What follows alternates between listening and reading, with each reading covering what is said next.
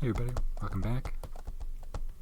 Taking a look at Pulse, aka Kairo, and Master and Commander, The Far Side of the World.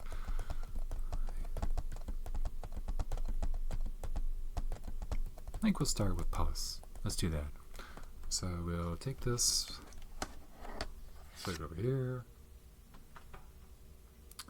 and this is the Australian release.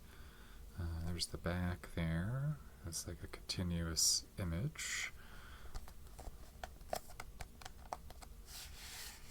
So that's the slip cover. There it is without the slip. This is also a limited release. As you cannot see with my blurry camera, there's 3,500 of these.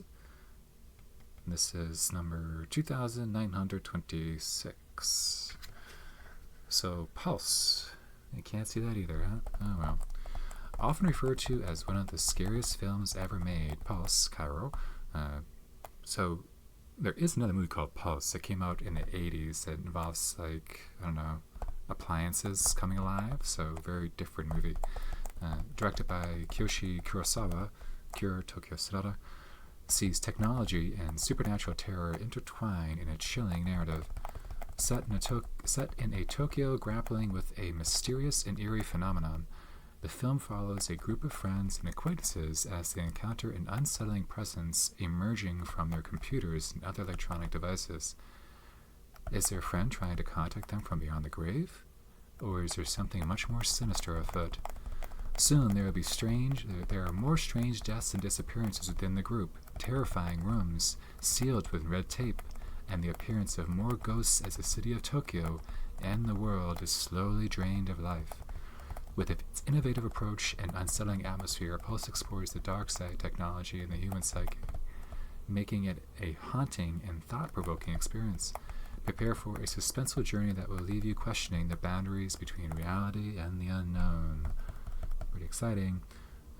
And this has 5.1 and 2.0 DTS HD Japanese tracks. The previous releases, I think, only had the 2.0.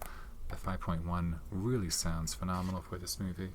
So put this over for now. And the sound design in this movie is incredible. Just amazing sound design. The score, when it is used, I think this is the same exact as the J card we just saw. Yeah.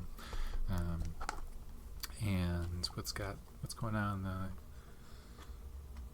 Discs? Anything else going here? I think it's just the two discs. So it does come with the blue and the DVD.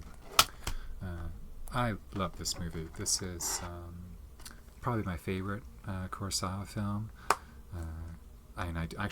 Cure is amazing too. I saw Cure first. I saw Cure a very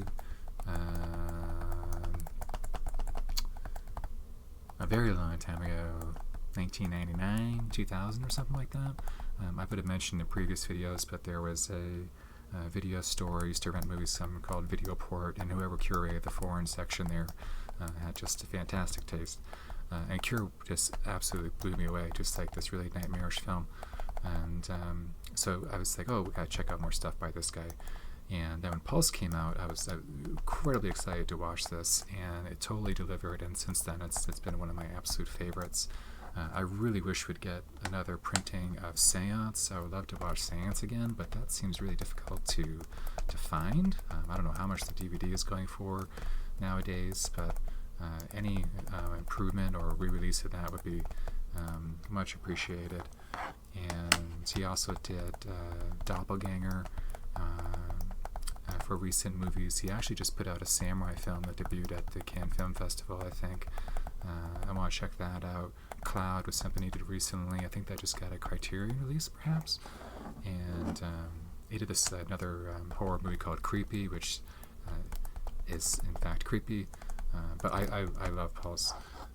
If you have seen Obsession, the director of Obsession has absolutely seen Pulse, because he kind of lifts some of the more effective scares from it, and also just his composition and lighting is very reminiscent of what you find in Pulse. At first, I wasn't sure if it was just entirely coincidental, but I watched I watched a short film of his called Warnings, and yeah, the dude's seen Pulse. So hopefully he gives credit where credit's due there, because I feel like it's his inspiration for this movie's inspiration has really translated somewhat to his success, not taken away from anything he's done, of course, because Obsession is quite a bit different tonally than Pulse, but the scares not so much. So this movie this transfer, this is the 4K release, and this is much better than the previous Arrow release, especially when it comes to shadow detail. So even everything, of course, is rendered more clearly.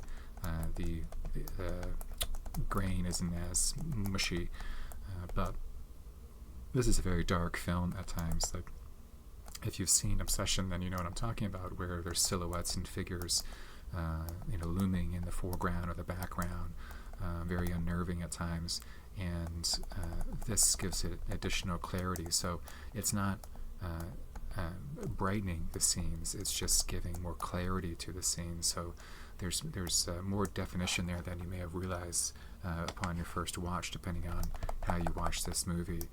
And it's just I just love this movie. I could watch it right now, watch it next week. Really is one of my all-time favorite horror films.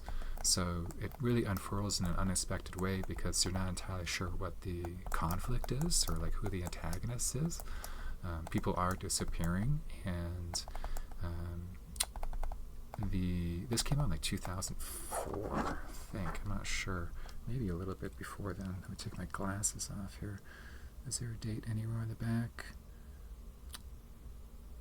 It was early aughts anyways, and 2001. Okay, so even earlier. And so technology-wise, like if you were using the internet and dialing up back then, like you'll enjoy some scenes in this movie. And geez, my camera is super blurry. I don't know what happened. Maybe I dropped it or something. So something's a little bit different there. But anyways, so you have like your dial-up, someone going online for the first time. But as people start using the internet, they start disappearing, and so it kind of has it would be before, like, I don't know if there's ever like a time period for the loneliness epidemic, but this movie is very prescient in that sense, where it kind of foretold what was coming. And then as the movie continues, you start realizing that, is this like an end of the world type movie? You're not sure exactly where it's going. So it's really engaging in that sense as well. So I love this movie. I'm really happy to have this release. If Arrow comes out with like a super limited edition chunky box set, I'll probably get that too, just because I like the movie so much. But this is an absolute must-watch if you haven't seen it. And next we have... what do we got here? Master and Commander. I have a J card for this somewhere. Here we go. Let's see. After a sudden attack by a French warship inflicts severe damage upon a ship, Captain Lucky Jack Aubrey, that's played by Russell Crowe here, the British Navy is torn between duty and friendship as he embarks on a thrilling, high-stakes chase across 2 oceans to capture or destroy the enemy at any cost. So this was a first watch for me. Geez, when this came out? This came out in like the early 2000s as well, right? 2004 maybe? Again, they put a date on here, but it's really small and buried. It's a Peter Weir film, and so he's an Australian filmmaker, and just an amazing filmmaker.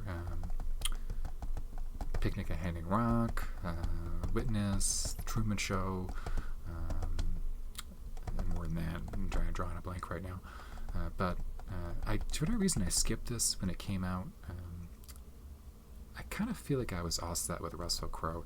I'd seen a lot of Russell Crowe, and I was like, all right, another Russell Crowe movie. So, and it did okay in the box office, I think.